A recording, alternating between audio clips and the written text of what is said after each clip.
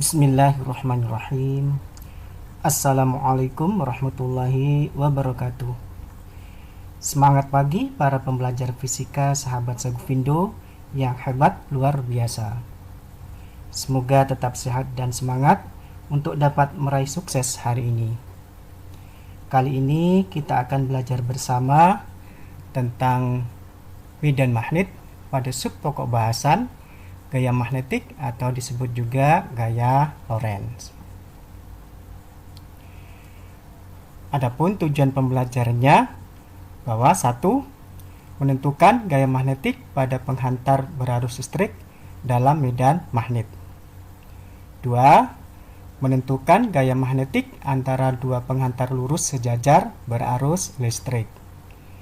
3. Menentukan gaya magnetik pada muatan yang bergerak dalam medan magnet.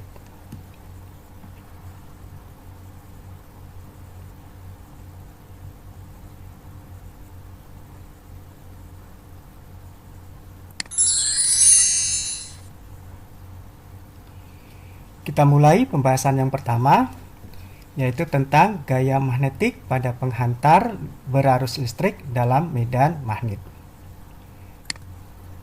Perhatikan gambar berikut. Ada sebuah penghantar sepanjang L yang dialiri arus listrik I menuju ke arah pembaca atau keluar dari bidang yang berada di dalam medan magnet berarah ke kanan. Perhatikan, arus I-nya menuju pembaca atau keluar dari bidang. Dan medan magnetiknya berarah ke kanan, maka nanti akan menghasilkan gaya magnetik atau gaya Lorentz yang berarah ke atas.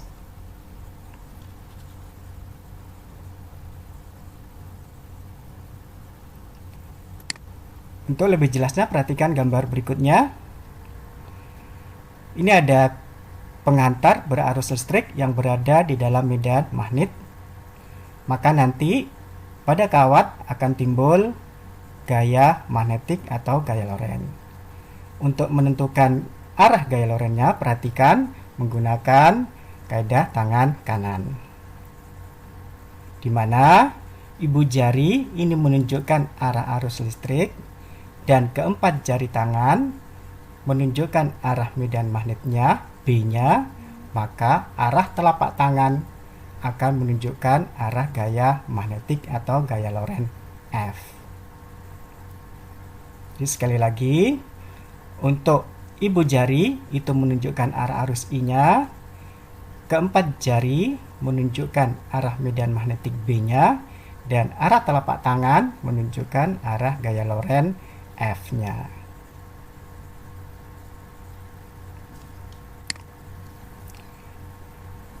Dan besarnya gaya magnetik atau gaya Lorentz sama dengan F sama dengan I cross B kali L. Jadi putarannya dari I ke B. Ingat, ini perkalian cross, maka akan menghasilkan F sama dengan I B L sin theta. Di mana F sama dengan gaya Lorentz-nya atau dalam kurung satuannya Newton, kemudian I-nya arus listrik, satuannya ampere, B-nya medan magnet, satuannya Tesla, L panjang penghantar, satuannya meter, dan theta adalah sudut antara I dan B.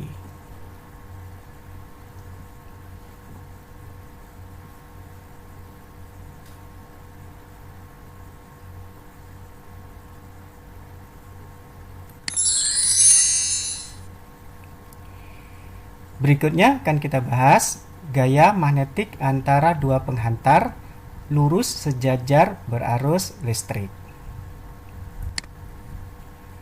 Perhatikan gambarnya. Ini ada dua buah kawat penghantar yang berarus listrik. Yang pertama arusnya I1, arahnya ke atas. Kemudian yang kedua arusnya I2 juga arahnya ke atas. Berarti arah arusnya searah. Dan jaraknya misalnya A. Kita tentukan medan magnet yang ditimbulkan oleh arus I1. Perhatikan di sini, ini adalah arah medan magnet yang ditimbulkan oleh arus I1, di mana di sebelah kirinya akan keluar bidang. Kemudian di sebelah kanannya ini masuk atau menembus bidang. Tandanya X itu artinya menembus bidang. Kemudian di sebelah kanannya lagi juga arahnya menembus bidang. Jadi B1 di sebelah kiri kawatnya itu keluar dari bidang. Di sebelah kanannya sini juga menembus bidang, dan sebelah kanannya lagi di sini menembus bidang. Ini adalah medan magnet yang ditimbulkan oleh arus I1. Kemudian kita tentukan juga medan magnet yang ditimbulkan oleh I2. Perhatikan arah putarannya ini B2. Di mana di sebelah kanan kawat I2-nya arah medan magnetiknya menembus bidang. Ini menembus bidang. Kemudian di sebelah kirinya keluar dari bidang, dan sebelah kirinya lagi di sini juga keluar dari bidang.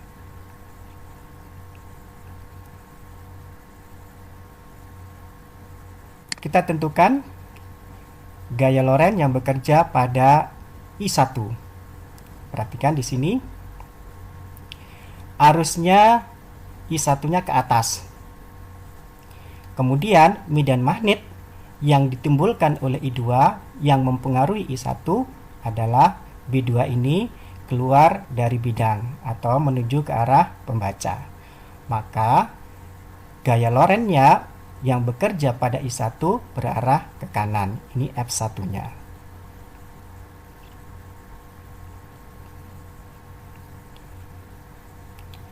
Kita tentukan juga gaya Lorentz pada I2. Perhatikan. Ini adalah B1 yang mempengaruhi kawat I2. Arahnya menembus bidang.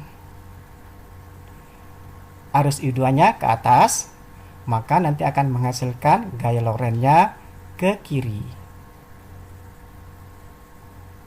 Dengan demikian, antara F1 dan F2 saling menarik. Jadi untuk kawat yang berarus listrik yang arahnya sama, maka gaya Lorentz-nya saling menarik atau tarik menarik.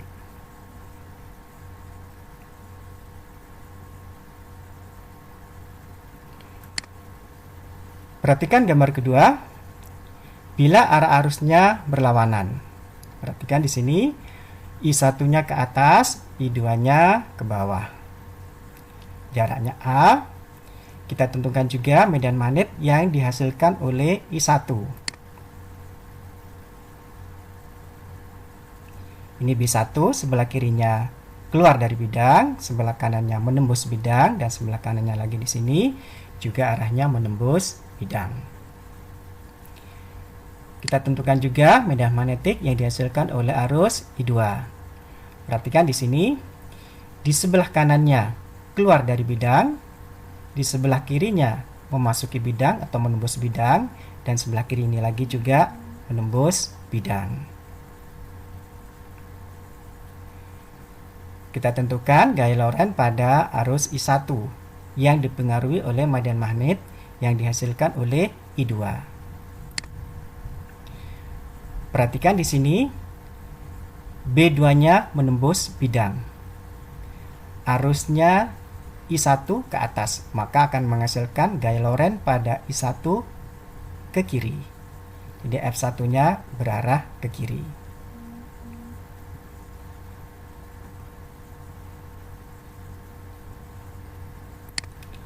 Kita tentukan pula gaya Lorentz pada I2. Ini arusnya ke bawah, kemudian B1-nya menembus bidang, maka akan menghasilkan gaya Lorentz F2 berarah ke kanan.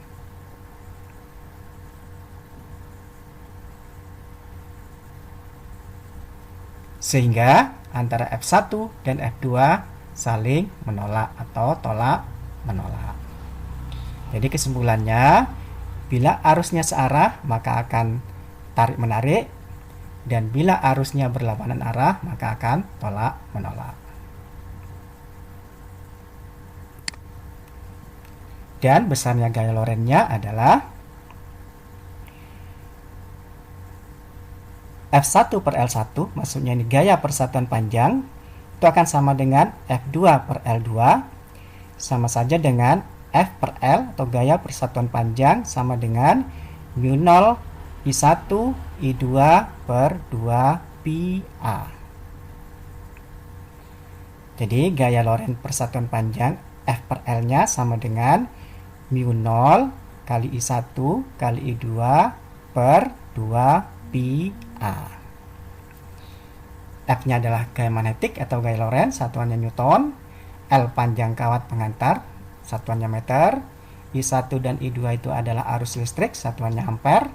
A jarak antara kedua pengantar, satuannya meter. Dan mu 0 sama dengan 4 pi kali 10 pangkat min 7 Weber per ampere meter.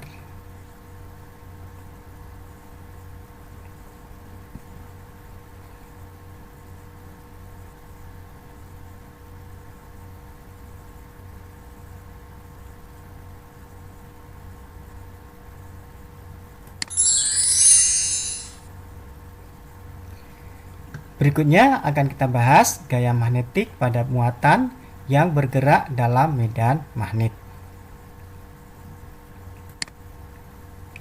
Perhatikan gambarnya ini.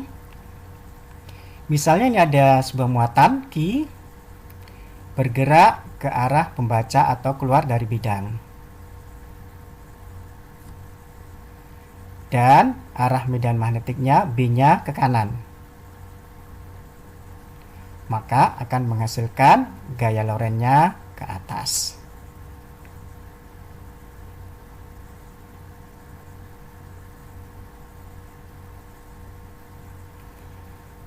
Untuk lebih jelasnya, perhatikan gambar ini.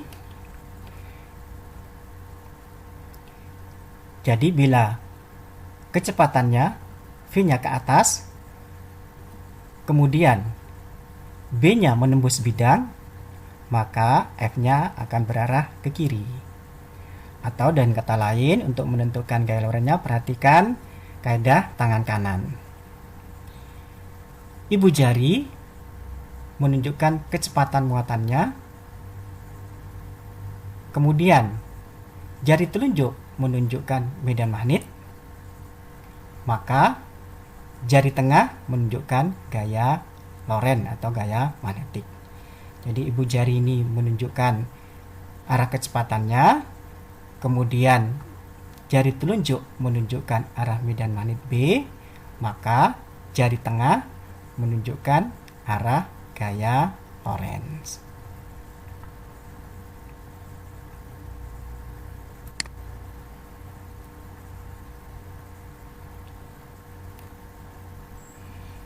Perlu diketahui juga, arah gaya Lorentz yang dialami oleh muatan yang bergerak dalam medan magnet dapat ditentukan sebagai berikut. Yang A, untuk muatan positif gunakan kaidah tangan kanan. Yang B, untuk muatan negatif gunakan kaidah tangan kiri.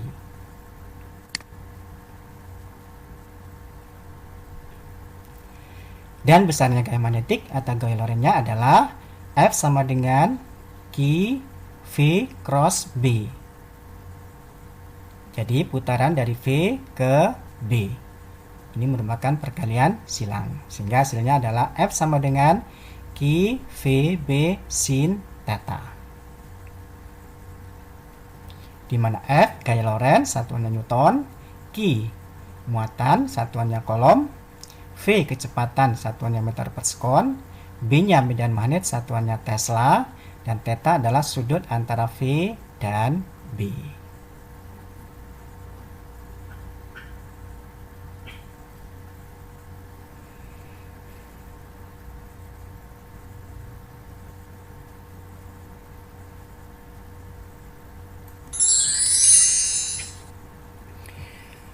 Untuk lebih jelasnya, marilah kita bahas sebuah contoh. Perhatikan. Sebuah model kawat A, B, C, D yang berarus I2 sama dengan 25 ampere diletakkan pada jarak tertentu terhadap suatu kawat lurus panjang berarus I1 10 ampere. Seperti tampak pada gambar berikut, yang ditanyakan berapa besar gaya Lorentz yang bekerja pada kawat ABCD. Perhatikan gambarnya.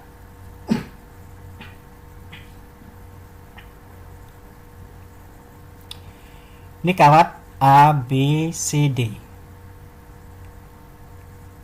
Kemudian dialiri arus listrik I2 yang besarnya 25 ampere.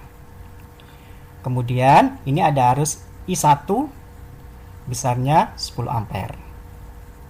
Yang ditanyakan adalah berapa besar gaya Lorentz yang bekerja pada kawat ABCD yang dipengaruhi oleh kawat I1. Ini jaraknya dari I1 adalah 25 cm, kemudian AB-nya 50 cm, dan BC-nya 30 cm.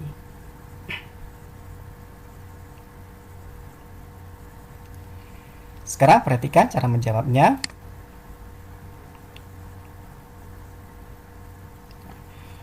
Pada kawat AB, ingat bahwa arus I1 akan menghasilkan medan magnet B1, di mana di sebelah kirinya ini keluar bidang dan di sebelah kanannya masuk atau menembus bidang. Jadi ini B1-nya menembus bidang, I2-nya di sini ke kanan, maka gaya Lorentz yang ada di FAB ini sama dengan arahnya ke atas. Jadi I-nya ke kanan, B-nya menembus bidang, maka F-nya atau gaya Lorentz pada AB arahnya ke atas. Kita tentukan juga pada kawat BC. Perhatikan, pada kawat BC arusnya ke atas. Ini arusnya ke atas, B-nya menembus bidang, maka gaya Lorentz-nya, F-nya atau FBC-nya berarah ke kiri.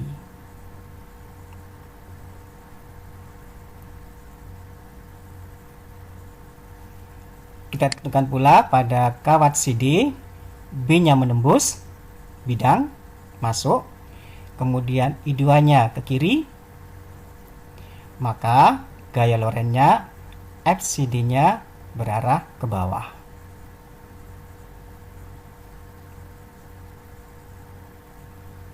Demikian pula pada kawat DA, perhatikan B-nya masuk menembus bidang, I-nya ke bawah, I2-nya di sini,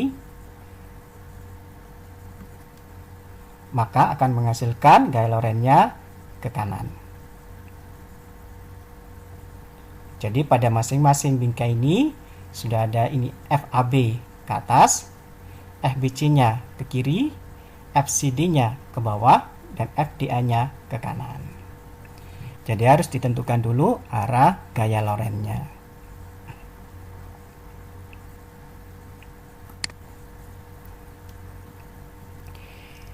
Yang perlu diketahui bahwa FAB mempunyai nilai yang sama dengan FCD, tetapi arahnya berlawanan. Sehingga FAB dan FCD akan saling meniadakan. Jadi tidak perlu dihitung. Perhatikan di sini, karena panjang AB dan panjang CD itu sama dan arusnya juga sama, I2, ini juga I2, dan berjarak sama dari I1, maka gaya Lorentz-nya besarnya antara AB dan CD itu sama besar. Tetapi arahnya berlawanan, sehingga antara FAB dan FCD ini akan saling meniadakan. Karena arahnya berlawanan dan besarnya sama. Sehingga dalam hal ini tidak perlu dihitung. Dan yang perlu dihitung adalah FBC dan FDA. Kalaupun ini arahnya berlawanan tetapi besarnya berbeda karena jarak terhadap I1 berbeda walaupun arusnya sama. Tapi karena jaraknya berbeda dari I1, maka nanti gaya Lorentz-nya besarnya juga berbeda dan arahnya juga berlawanan. Kita mulai menghitung FBC. Itu sama dengan mu 0 kali I1 kali U2 dikalikan dengan LBC sama dengan dibagi 2 pi A-nya BC.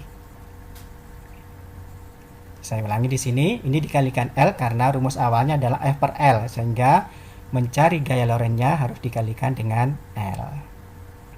Jadi FBC sama dengan mu 0 kali I1 kali I2 dikalikan LBC dibagi 2 pi A BC. Kita masukkan harganya 4 pi kali 10 pangkat min 7, mu 0-nya, I1-nya 10, I2-nya 25, per 2 pi A-nya 0,75. Jadi jaraknya ini antara I1 dengan BC 75 cm, kita jadikan meter sehingga sama dengan 0,75. Dikalikan dengan panjangnya di sini 30 cm, kita jadikan meter berarti 0,3. Sehingga hasilnya adalah 2 kali 10 pangkat min 5 Newton, arahnya ke kiri. Dengan cara yang sama, FDA ini kita hitung FDA sama dengan mu 0 kali I1 kali I2 dikalikan dengan L-nya di A dibagi dengan 2 pi A-nya di A.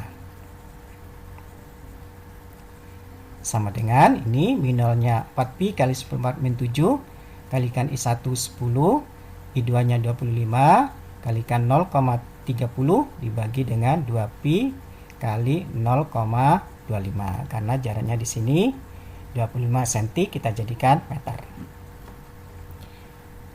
Maka hasilnya adalah 6 kali 10 pangkat min 5 Newton, arahnya ke kanan. Karena arahnya berlawanan antara FDA sama FBC, maka untuk mencari totalnya akan dikurangkan. Sehingga totalnya FABCD, jadi gaya Lorentz pada bingkai ABCD ini sama dengan FDA dikurangi FBC. FDA-nya 6 kali 10 pangkat min 5 dikurangi dengan FBC-nya 2 kali 10 pangkat min 5. Sehingga hasilnya adalah 4 kali 10 pangkat min 5 Newton, arahnya sesuai dengan arah yang terbesar yaitu FDA, yaitu ke kanan.